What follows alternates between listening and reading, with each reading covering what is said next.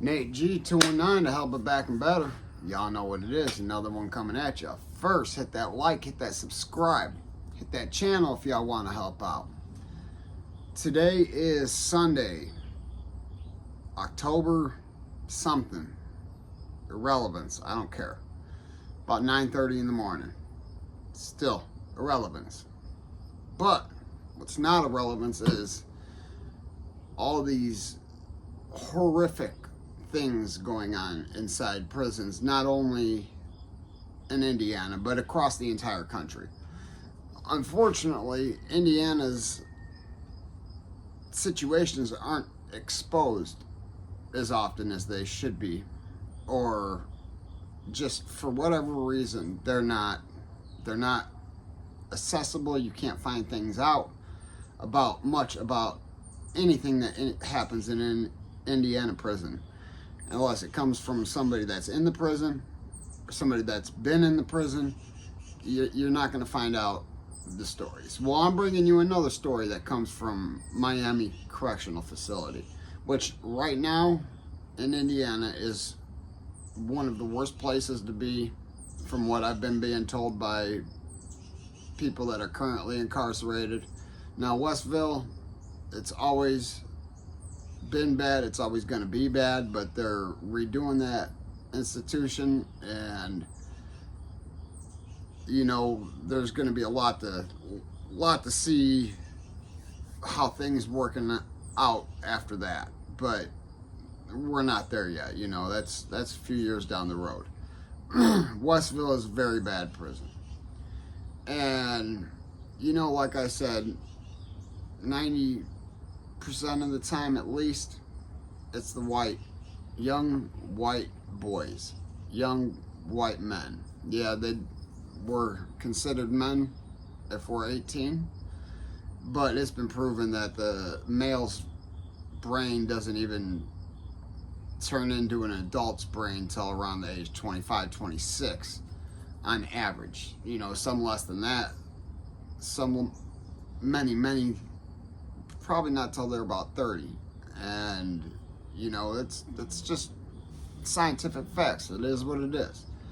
But today I'm not telling you about a story about a young white kid coming into prison being taken advantage of and being done wrong. I'm going to tell you about a young black kid that went into prison. A young black affiliated kid that went to prison. And his own gang jumped on him over some bull crap. So when you go to prison, if you have glasses on, when you go to jail, if you have glasses on and they're prescription glasses, or if you could just convince them that they're prescription glasses, it doesn't matter, they're going to let you have your glasses. Now, if there's some dangly things on them, they might restrict some things. I don't know, but I've never personally seen any restrictions on glasses. I've seen people with Gucci, Louis Vuitton, anything you can think of, I've seen it. And this young black kid, young vice lord, 19 years old, I believe Tommy said he was. This is coming from Tommy Reichler. And you know, he said, well, him and his buddies were at Chow. They had overheard people offering this young kid $2,500 for his glasses. Now, these were some gold rim Gucci's. All right. Now you got to remember though, $2,500 is a lot of money to a lot of people on the streets.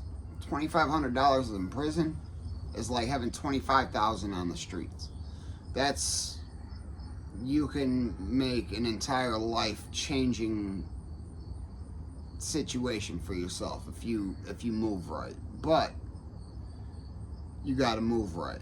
Now, being affiliated, you know, he told them that they're not for sale, and one of the vice lords were the ones trying to buy it. So they got back to the dorm, and the big homie vice lord went back down and offered youngster a bit more money. And he said, no, they're not for sale. He said, all right, this is the third and final offer. Offered him $3,500 for a pair of glasses. Now, pause. I've seen people sell their prescription glasses worth a couple $100 for a $10 piece of Suboxone or a couple Tucci sticks. It's just, I've seen some ridiculous stuff. So this kid selling his glasses, or not selling his glasses, and standing on that, more power to him. But that brought a big risk. But he didn't think it did, because he's big vice lord. He's one of their brothers. Like, he's not going to be done wrong by his own brothers.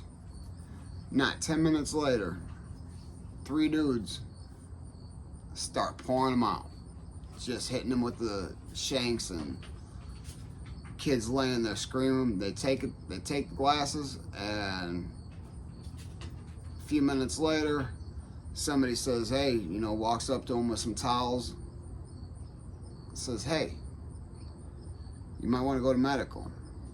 So the kid, with the towels and blankets or whatever was given to him, picks up his own guts, his own intestines, and carries himself to medical, walks to the door, and gets taken to medical. So, it doesn't always matter what race you are. It doesn't always matter what affiliation you are. That's when I'd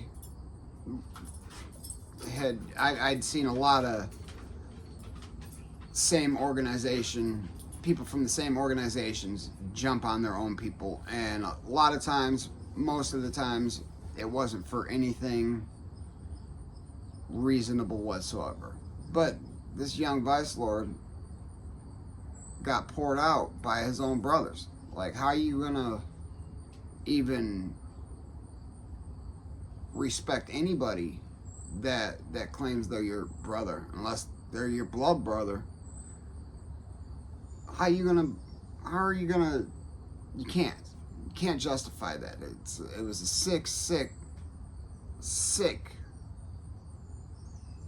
thing. And this wasn't too far along the time that, the last story I told about the young white boy, Lil Kevin, being hard by Big Panties. Same cell house, same prison, same cell house. So now I'm going to bring you a story about an individual at Westville, which I had previously been talking about. People call it West Vegas, the jungle. It's been labeled many different places, but its official label is Westville Correctional Facility, WCF. So, West Vegas, the jungle, Westville, it's supposed to be a level 2, but they got level 1, 2, 3, and 4, because they got a lockdown MCC, maximum control center there. So they've got everything there, but they've got a dorm called GSC dorm. I think they might have changed the names of them, but this is coming from my boy Cletus. Just a few weeks ago, an older gentleman, young kids were trying to rob him for a couple noodle soups, and he wasn't going for it. And he was an older white gentleman. He'd been down for probably 40 years, going on 40 years is what Paul told me, Cletus. Been down a long time. He's getting close to going home. He doesn't have a whole lot, but he has some. He's been inside for a long time, so he's accumulated a lot of things that not necessarily everybody wants, but you know, where he's at. He can't have his own television there or anything like that. But, you know, he can have his food. And over just a 4 or 5 soups or something, 70-something-year-old man stabbed in the face, almost losing his life. Doesn't even make the paper. Now, I don't know the man's name off the top of my head. I'd have to go back through a bunch of paperwork, but think about that. $1.50 in ramen noodle soups. You almost lose your life. As far as I know, he's made a recovery, whether he can see or not, because from what I understood, the knife did go into the eyeball. But, and this is ridiculous. And, you know, a lot of these kids coming up nowadays don't understand the significance of what one small wrong turn can make. What that one choice, that one wrong choice can do to the rest of their lives. And I'm trying to get that out there because Tommy, I'm not saying he had only made one mistake in his life, but this one night he made one horrible mistake, and now he's living with this for a very long time. You know, hopefully we can get his prison release date down a little bit, but you know, he was sentenced to 62 years, 3 years under the maximum, and that's at 85% for a crime at 18 years old. So 55 years, 53 years or something. Yeah, long time for one night of a good time or whatever. But these are the things that Tommy's witnessing on day in and day out basis. People getting robbed. And, you know, prison is a very racist place. Now, that's where it was trouble for me, because having been organized and affiliated with a prominently black organization, and I don't know if you can tell or not, I'm not black, we're frowned upon a lot. And it's hard to prove. I mean, I wasn't hard to be proven official because there was just one phone call that had to be made. I just wasn't gangbanging. I was very open about that. I went right to the big homie. I said I do not want to be on count, and I've been given approval because of the things I had done, the things I hadn't done mostly. You know, like I said, I got caught selling a $20 bag of dope. Got a 10-year sentence for a $20 bag of heroin. And no, I've never been charged or convicted of even possessing or dealing any narcotic drugs. I've been charged with my own prescriptions, but I had beaten every single one of those cases. I have no drug convictions other than the dealing a $20 bag. Couple OWIs and a handgun from back in '99. So, you know, my wrong turns have taken me to some treacherous places, and there are no places. Not everybody's just gonna survive, and if you do, you're not gonna come out normal. You gotta develop a whole new person. You can't be on the same crap in there that you were out here, because for one, thievery, stealing things, you can go to prison for stealing, and as long as you don't run into the person you robbed, nobody cares. But you rob somebody in there or you steal from somebody in there, people do care. People care deeply. It's not always easy. You know, I'm gonna give you one more quick one. When I was at IYC, this was this was just before Christmas, or just after. I want to say it was just before Christmas this year. We had went on lockdown because, yeah, it was just before Christmas, but 3 weeks before Christmas, we had went on lockdown because I was in G dorm and H dorm across the hall. Yeah, H dorm. They had 3 overdoses in one night, and we had been locked down. And the moment we get off lockdown, commissary comes, canteen, whatever you want to call it. We call it commissary here in Indiana. And this 45, 50-year-old white gentleman, he could have been a little older than that. He had a pretty big box of food. He had actually just got to prison. I don't know if it was his first prison bit, but I do know that this was his first order. He had no, you could tell this was his first order, and he did it to the max. He got all the clothing, all the food, and everything. Now, kudos if you can afford that. But can you afford what comes along with that? Now, yeah, he was not afraid to get beat up by these guys, because he did. There was a good 6 or 7 of them. But,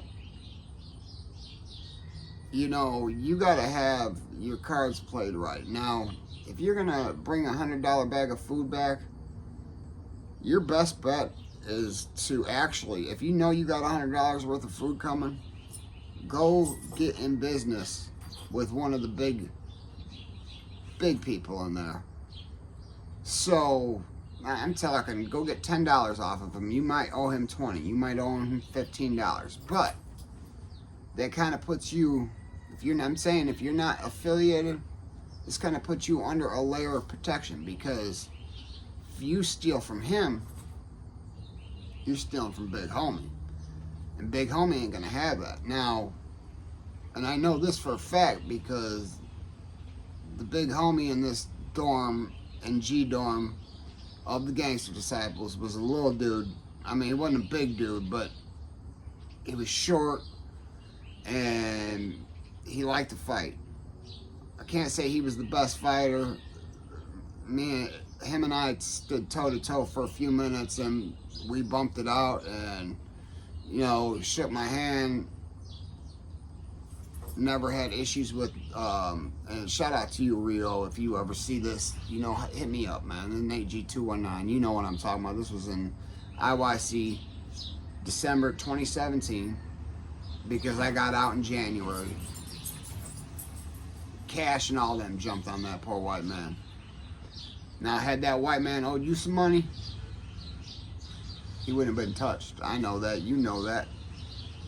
But that white man tried to fight as long as he could. Now, I don't know what happened to the white man, because eventually the guards caught on to what was going on and come running in, and by that time that guy had nothing. He was taken out of the dorm, nothing returned to him. All the clothing and stuff that was marked by the penitentiary, so they know that stuff wasn't even taken. People are smarter than that, but you can't say, hey, that's my chili soup, if somebody else has bought chili soups. And they don't go through the receipt list and check to make sure. They don't do all that. They don't give a damn. I've honestly never been to a prison that honestly gives a damn about anybody inside there. Honestly, truly. Maybe a couple of them do. Sergeant Pfizer, he was of IDU in Michigan City, Indiana State Prison.